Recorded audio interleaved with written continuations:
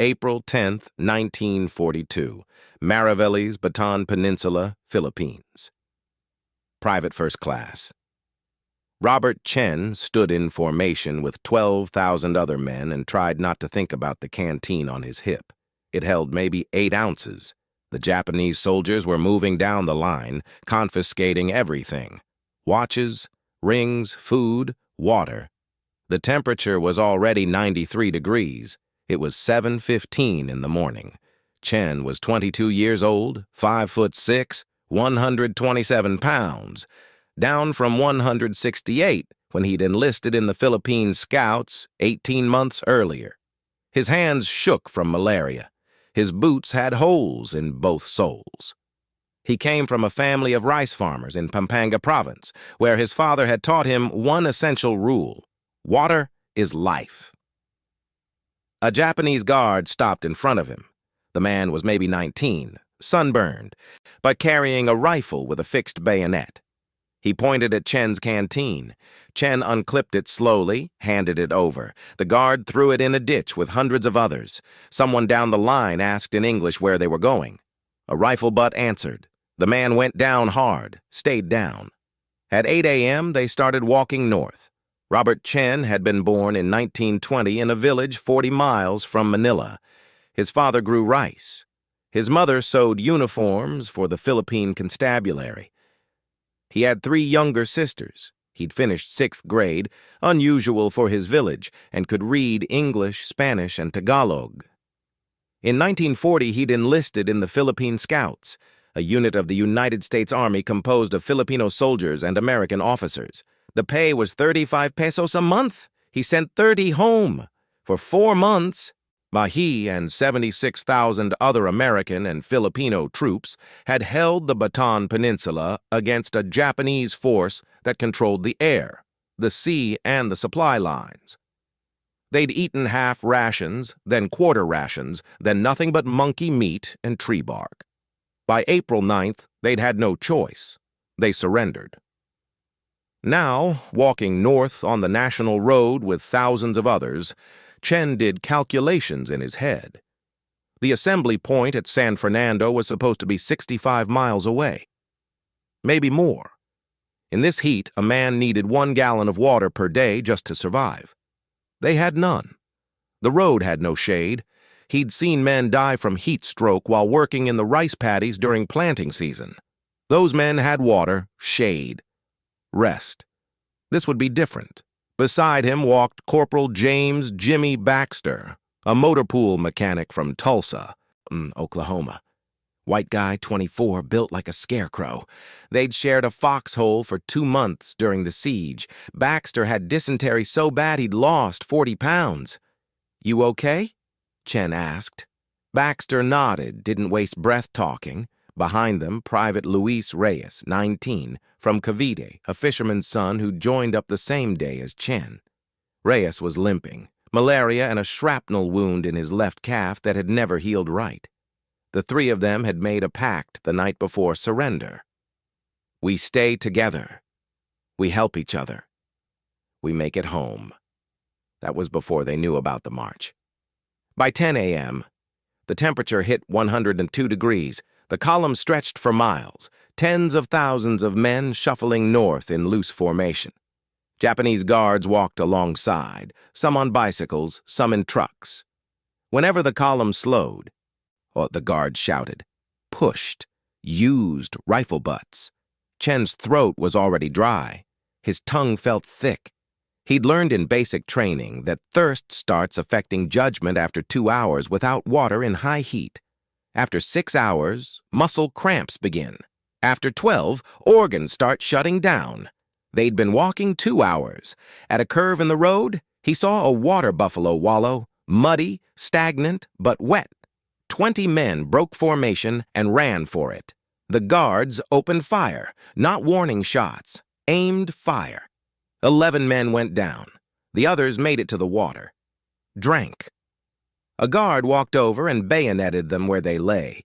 Chen looked away, kept walking. "Don't look," Baxter whispered. "Don't think, just walk." But Chen was thinking. Calculating, if they were doing 10 miles a day in this heat with no water, maybe 60% of the men would die before reaching San Fernando. If they did 15 miles a day, the death rate would be higher. Exhaustion plus dehydration. Either way, the numbers didn't work. He checked on Reyes. The kid was sheet white, sweating through his shirt. "I'm okay," Reyes said. But he wasn't. At noon, they stopped in a cane field. No shade. The guards allowed them to sit for 20 minutes. Men collapsed where they stood. Chen saw an artesian well 50 yards away. A bamboo pipe with clear water trickling out. He tapped Baxter. "See it?" Baxter nodded. "Too far," Chen said. "They'll shoot." "Probably." But 3 men tried anyway. Ran hunched over, made it 30 yards before the guards noticed. 2 went down immediately. The 3rd made it to the well. I got 1 handful of water to his mouth before a bullet took him in the back. Chen closed his eyes, did the math.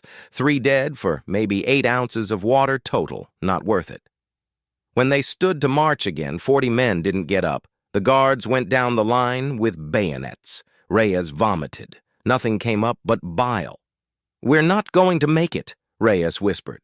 Chen grabbed his arm, hard. "Yes, we are. We walk. We don't run. We don't attract attention. We walk." They walked. By the 2nd day, the pattern was clear.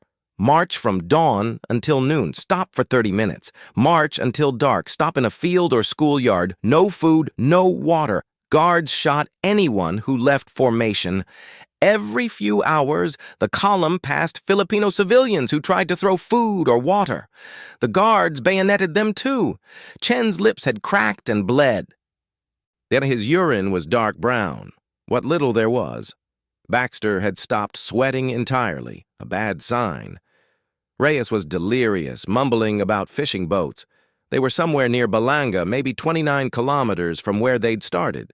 36 kilometers to go. Impossible.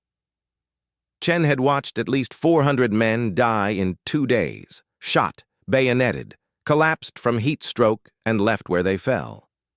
The road behind them was lined with bodies. At a rest stop near a burned-out church, Chen found a miracle, a discarded canteen with maybe 4 ounces of water in it. He stared at it. His hands shook.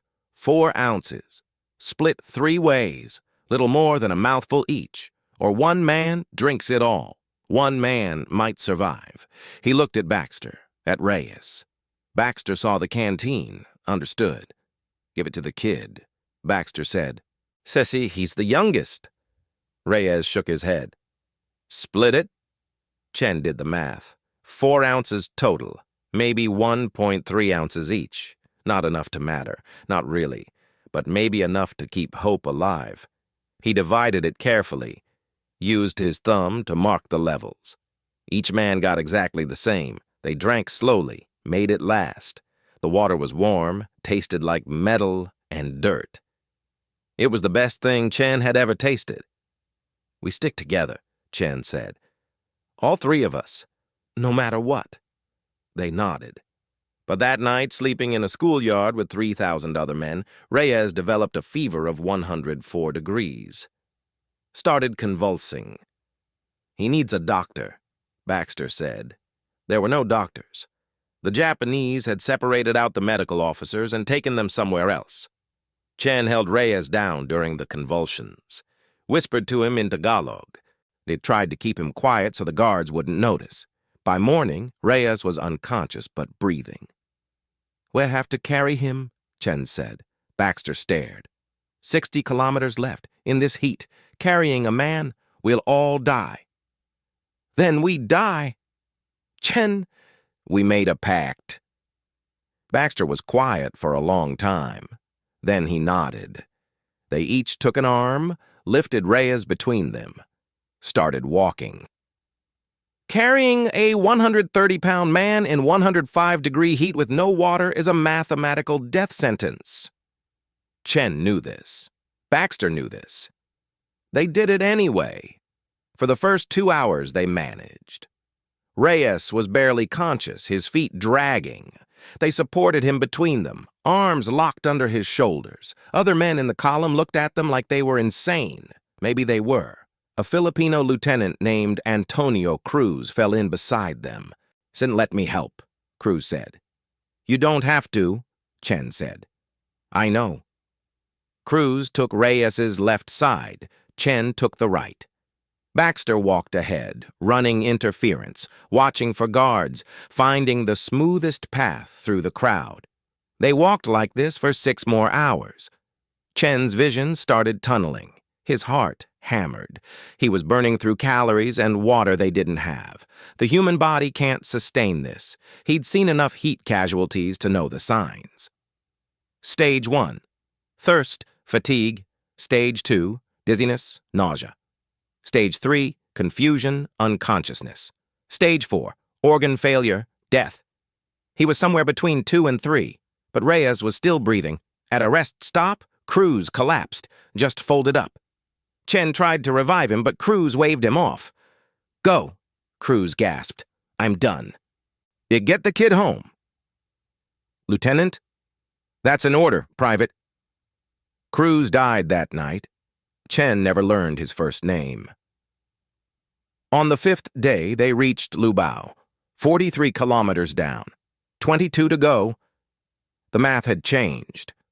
Of the 12,000 men who'd started from Mariveles, maybe 9,000 were still walking. The rest were dead or dying along the road.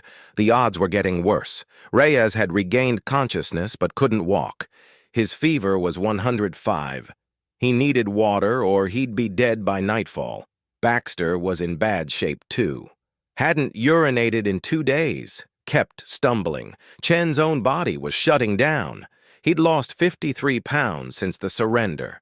His heart raced even when sitting still. He tasted copper. They stopped in a field outside Lubao, noon sun, no shade. And then Chen saw it, an artesian well, at maybe 80 yards from where the column rested. Clear water flowing from a bamboo pipe into a cistern. 8 guards stood between them and the well. He did the calculation. 80 yards, open ground. He could run it in maybe 15 seconds at full strength. In his current condition, 25 seconds. The guards would see him at 10 yards. They'd fire at 15. Odds of making it? Less than 5%. Odds of Reyes surviving without water, 0%. He looked at Baxter. "I'm going for water." "You'll die." "Probably." "Then don't." Chen pulled off his shirt, tied the sleeves into knots, made a crude bag that could hold maybe 2 quarts if he soaked it. "If I make it back," Chen said, "get Reyes to drink first. Then you. Save some for the others." "Chen! Tell my sisters I tried." He stood up, yet took 3 deep breaths, and ran. The first 10 yards were clear. He ran hunched, zigzagging slightly, aiming for the well. His legs felt like they were made of wood. His lungs burned. At 15 yards, a guard shouted. At 20 yards, they opened fire. Chen heard the bullet snap past. Felt one tug at his pants, kept running. At 40 yards, his vision grayed. He stumbled, caught himself, kept going. At 60 yards, he heard someone else running. Turned his head for a split second. Baxter, the idiot, was running too. "Go back!" Chen screamed. Baxter didn't go back. At 70 yards, a bullet caught Baxter in the shoulder. He spun, went down. Chen reached the well. He thrust the shirt into the water, let it soak, pulled it out, dripping, turned to run back. A guard was standing 5 feet away with a rifle pointed at Chen's chest. The guard was young, maybe 18. He looked tired, sunburned, human. For 3 seconds, they stared at each other. The guard lowered the rifle, pointed back toward the column. Chen ran. He made it 20 yards before his legs gave out, fell hard, crawled, kept the wet shirt above his head so it wouldn't drag in the dirt. 2 other prisoners broke formation, ran to help him, grabbed him under the arms, dragged him back to the column. The guards let them. Chen didn't know why. Maybe exhaustion, maybe mercy. Maybe the young guard had a brother who looked like Chen. Didn't matter. He'd gotten the water. Baxter was still alive. The bullet had gone through the meat of his shoulder. Painful but not fatal if infection didn't set in. Chen divided the water. Reyes first. Small sips, enough to bring the fever down. Baxter next. Then the two men who'd helped drag Chen back. Then Chen drank the rest. Maybe 6 ounces each. Enough. Reyes stopped convulsing, started breathing easier. Baxter laughed. It came out as a cough. "You're insane," Baxter said. "Probably. We're still going to die. Probably." But they didn't. They walked the remaining 22 kilometers over 4 more days. Chen and another private carried Reyes most of the way.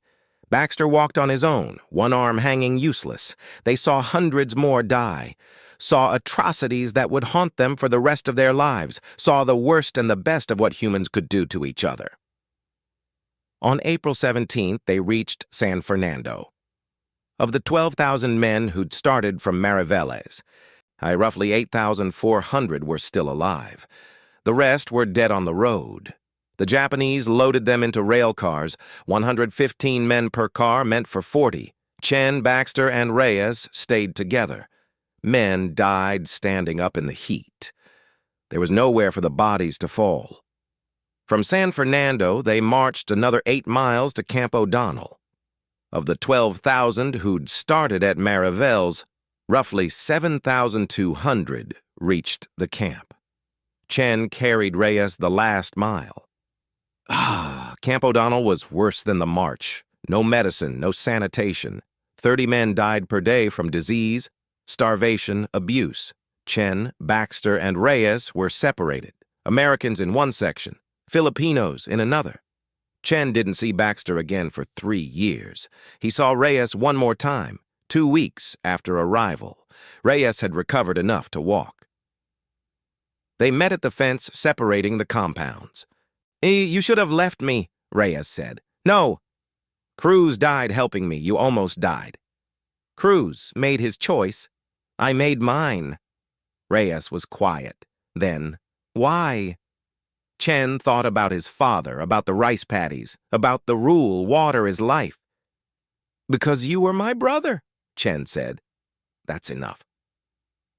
Reyes died 3 months later from dysentery. He was 19 years old. Chen survived Camp O'Donnell, transfer to Cabanatuan, then another transfer to Japan as forced labor. He spent 3 years as a prisoner, lost 68 pounds total, watched hundreds more die. He never forgot Cruz's name, never forgot the young Japanese guard who'd lowered his rifle. Baxter survived, too. They found each other after liberation in August 1945. The first thing Baxter said was, "You still insane?" Probably. They went home. Robert Chen was 89 years old. Every year on April 10th, he made the same trip, from Manila to San Fernando, then south along the National Road to Mariveles. He stopped at kilometer markers 29, 43, and 51, placed flowers, said prayers for the men who died there. His 3 daughters came with him now. He'd named the youngest Teresa, after Corporal Cruz's mother. Chen had tracked down the family after the war and learned Cruz's full name, Antonio Teresa Cruz, from Quezon City. They stopped at the marker where Chen had run for water. Nothing marked the spot officially, just a small stone Chen had placed there himself in 1985. "Tell us again, Papa," his youngest daughter said. He'd told the story 100 times, to his children, to historians, to students. He never got used to telling it. "I was just thirsty," he said. "Yeah, we all were. But you ran. The others didn't. The others made different choices. Some were braver than mine." How? He thought about Cruz, who died helping carry a stranger, about the 2 men who'd dragged Chen back to safety, about the young guard who'd chosen mercy. "Bravery isn't just running toward danger," Chen said. "Sometimes it's staying when you could run. Sometimes it's dying for a choice you made. Sometimes it's just living with what you saw." They laid flowers, stood in silence. James Baxter had died in 2003. Tulsa, Oklahoma. Natural causes. Age 87. Chen had flown to the funeral. They'd embraced and said nothing. Words weren't necessary. Of the roughly 75,000 men who'd surrendered at Bataan, approximately 54,000 survived the war. The others died on the march, in the camps, in the bombing runs, and/or from wounds and disease that caught up with them. Chen returned to Pampanga after the war, married, farmed rice like his father, sent his daughters to college, never talked about the war unless asked. But every April 10th he remembered. He remembered Cruz, Reyes, Baxter, the young guard, the 2 men who'd saved him, the 400 men he'd watched die in the first 2 days. He remembered the weight of water, the cost of mercy, the choice between living and helping someone else live. Robert Chen died in 2011 at age 91. Natural causes. At home, surrounded by family. At the funeral, his daughters read a letter he'd written to be opened after his death. In it, he listed the names of every man he could remember from the march, 43 names. He'd written their ranks, their hometowns, how they'd died, what they'd done to help others. The last line of the letter was addressed to his daughters. The war taught me one thing. We are measured not by what we survive, but by what we're willing to carry for each other. This is the only heroism that matters. Tell your children this. Tell them about the men who stayed when they could have run. Tell them about the water. The Bataan Death March remains one of the worst atrocities of World War II. Between April 9th and April 17th, 1942, approximately 75,000 Filipino and American prisoners of war were forced to march 65 miles in extreme heat with no food or water. An estimated 10,000 died during the march itself. Thousands more died in the camps that followed. The march teaches us something essential about the human condition, that in the worst moments of history, ordinary people make extraordinary choices. Not because they're heroes, not because they're exceptional, but because when faced with impossible mathematics, when survival means choosing between yourself and another, some people choose the harder equation. They choose to carry water for someone who can't walk. They choose to slow down for someone who's falling behind. They choose to remember the names of the dead. This is not heroism in the Hollywood sense. It's quieter, harder, more costly. It's the choice to remain human when everything around you argues for becoming something less. That choice, made by thousands of men on a dusty road in April 1942, is worth remembering.